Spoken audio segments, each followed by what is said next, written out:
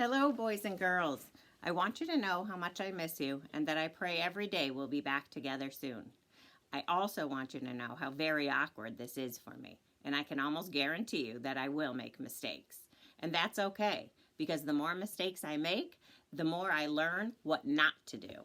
It's also my hope that I can do this enough to get enough practice to feel like this is as natural as teaching you in person.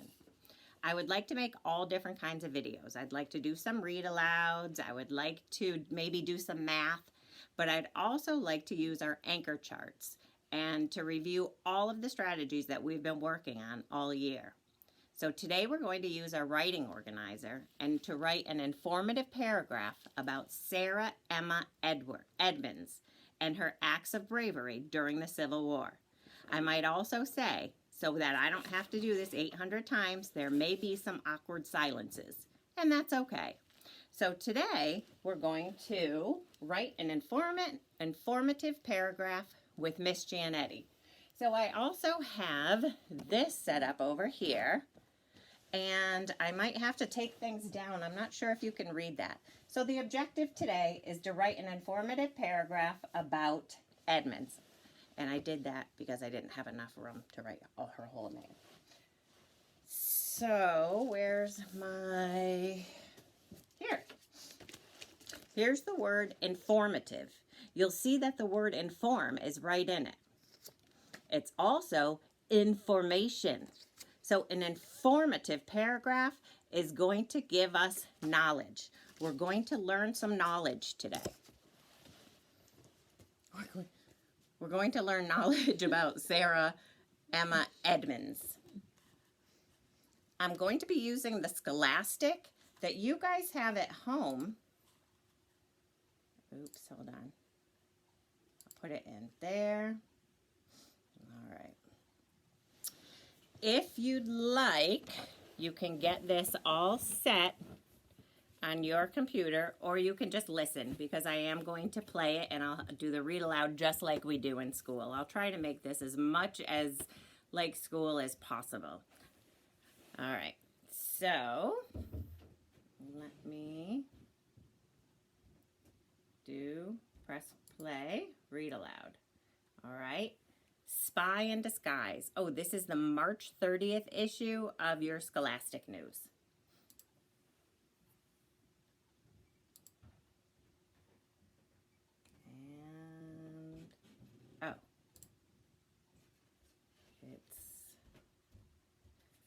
Oh, brother.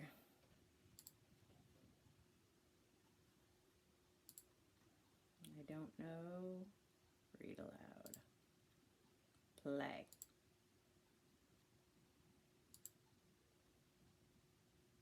Oh, boy. This is what I'm talking about. It was just working for me. I'm not sure why it's not now. Oh, well. I guess I'll have to read it to you. Spy in Disguise. During the Civil War, Sarah Emma Edmonds disguised herself as a man to serve as a soldier and a spy. So it says, as you read, we're underlined 3 examples in the story of Sarah Emma Edmonds acting bravely. That's a tongue twister. Oh, before we begin, I should also show you the writing organizer that we're going to be using. You all know this. This is very familiar to all of you. First, we put our opening, and it's turn the question around, TTQA. We have our transition word, and then we find the evidence. So the evidence we'll be looking for today is, how did Sarah Edmonds act bravely during the Civil War? Then we're going to explain that. We'll find 3 evidence that explains how she acted bravely during the Civil War. And then we'll do our closing. Okay?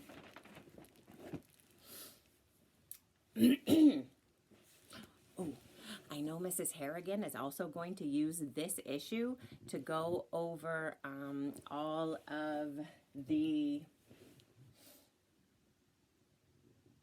Oh, boy. Awkward silence. Mrs. Harrigan will do that. I'm losing my train of thought right now. It was May 1861. A month earlier, a battle had broken out in the United States. Americans in the northern and southern states had begun fighting each other in what became known as the Civil War. That's very important history. Now, the armies on both sides needed soldiers. Men rushed to enlist or to sign up to fight. In Michigan, a young woman named Sarah Emma Edmonds snuck in line with the men. Back then, it was against the law for women to serve in the military. So Edmonds disguised herself in men's clothes and changed her name to Frank Thompson. It worked. Edmonds became a soldier in the North's Union Army, a divided nation. Edmonds had moved from Canada a few years earlier. She loved America, and now it was splitting apart. The Civil War began after several southern states decided to break away from the U.S. They didn't want President Abraham Lincoln to end slavery across the U.S., so they formed their own nation known as the Confederacy. All this is very important history. Lincoln hoped to reunite the nation, and he was willing to go to war to do it. A soldier and spy. Edmonds fought to keep her country together. She served in the Union Army for 2 years. Disguised as a man, she gave medical care to injured soldiers. She raced on horseback to deliver messages near the front lines. According to her writings, Edmonds even worked as a spy. Once, she dressed as a baker and went behind Confederate lines to sell cakes. She was able to learn about the enemy's plans. Every time she went on a spy mission, she risked being captured or killed. A happy ending. In 1863, Edmonds caught malaria, a serious illness. That doesn't sound very happy, but it gets better. She knew that if she went to an army hospital, a doctor would examine her. She worried she would be discovered, says historian Audrey Scanlon Teller. She had to leave the army. When the war ended in 1865, Edmonds was happy to see the nation reunited. Later, she told her story to the government. It agreed to give her the same payments that male veterans received. Scanlon Teller believes that Edmonds deserved it. She risked so much to be a soldier, says Scanlon Teller. All right. If we look at our organizer, you know the first thing we need is an opening. And it says to turn the question around. So, if you can see the question, it says, how did Sarah Edmonds act bravely during the Civil War? Our objective is up there also, to write an informative paragraph about Edmonds. How did Sarah Edmonds act bravely during the Civil War? How can we turn that question around? Well, I already have it done for us. Sarah Emma Edmonds was a very brave woman during the Civil War. Turn the question around. How did Sarah Edmonds act bravely during the war? Sarah Emma Edmonds was a very brave woman during the Civil War. So this is our opening. Let's see if we can put it in here. Opening. Hopefully you can see that. At least you know where it is.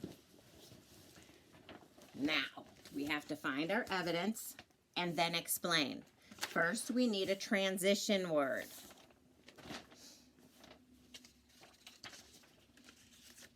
Good transition word. One reason.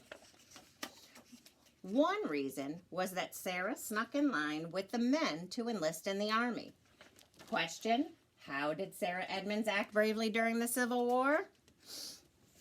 Evidence, she snuck in line with the men to enlist in the army. That is your first evidence with the transition word. So how shall I do this? I'll put find evidence. I'll have to move it over with the transition word. Now we need to explain the evidence. Oh, again, I had this highlighted here. Emma Edmonds snuck in line with the men. So now we need to explain. That answers how she was brave, but now we need to explain. Here I have highlighted, it was against the law for women to serve in the military. So Edmonds disguised herself in men's clothes. So I can't write their words exactly. I have to put it in my own words. So the explanation of how she was brave, that she snuck in line to enlist in the army with men. It was against the law for women to serve in the military, so she disguised herself as a man. That is your first explanation. Evidence, she snuck in line with men to enlist in the army. To explain that, it was against the law for women to serve in the military, so she disguised herself as a man. Now you know we need 3 forms of evidence. The second evidence, well, there's more than 3, but these are the 3 I chose. Which reminds me, I'm telling you, when you're writing, it's easier for me and I can keep things organized in my head if I begin at the beginning. Always begin at the beginning. Go in sequence. Go in order. It's easier. Then you don't have to look for where you're finding stuff. You're going in order. The next reason she was brave was that she served in the Union Army for 2 years. Evidence number 2. Why was she brave? She served in the Union Army for 2 years. Don't forget your transition word. Another way, one reason, another way Sarah was brave was that she served in the Union Army for 2 years. This explains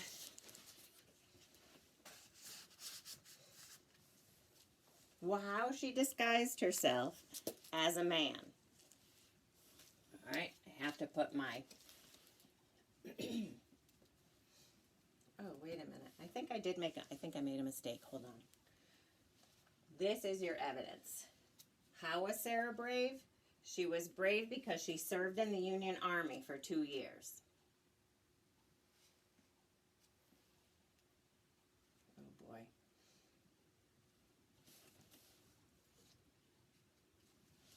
All right.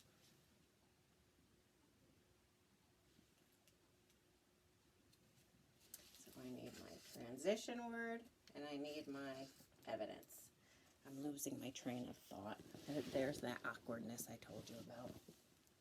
All right. She served in the Union Army. So now we need to explain that. If we look here, it says she gave medical care to injured soldiers. She raced on horseback to deliver messages near the front lines. Well, that explains how she was brave by serving in the Army. In the Army, she gave medical care to soldiers and delivered messages to the front line. That's our explanation. There, put that there. Now we need a third way she was brave. A third way she was brave, she worked as a spy.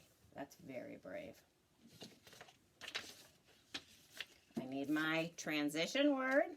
In addition, or words. Transition word or words. In addition, Sarah worked as a spy. Hopefully, I will show this to you better after. Transition word with I seem to be mixing this up. I should put find evidence, then transition word. Okay. Not that it matters. It's in there. So she worked as a spy. I have to explain how she was a spy. My next explanation. She was brave because she worked as a spy. Now I need to explain that. How is that brave? Well, she dressed as a baker and went behind Confederate lines to learn about the enemy's plans. There's my explanation. That tells you how being a spy is brave. If we look at our writing organizer, we have the opening. We have our first evidence with the explanation, second evidence with the explanation, third evidence with the explanation. Now we need the closing. The closing is kind of like turn the question around, but in a different way. You have to mention the topic. You have to mention. So here's my closing. There's more than one answer. Sarah acted bravely in many ways so that she could serve her country in the Civil War. Now remember, how did Sarah Edmonds act bravely during the Civil War? I kind of turned it around, but I put it in a different way. So now let's say we have our whole organizer filled in. But that's not it. We're not done. So let me show you.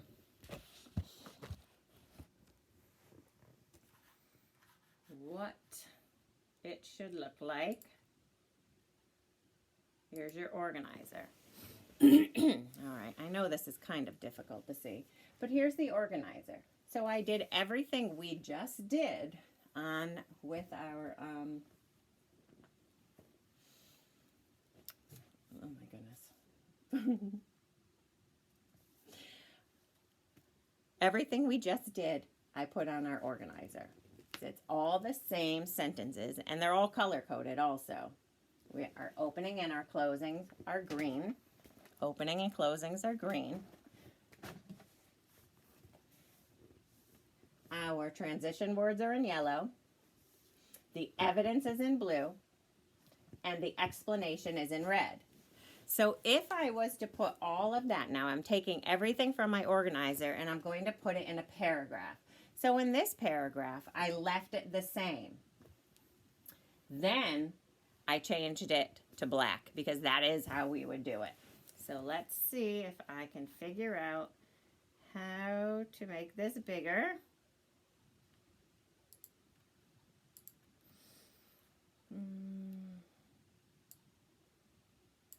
Oopsies. Hold on.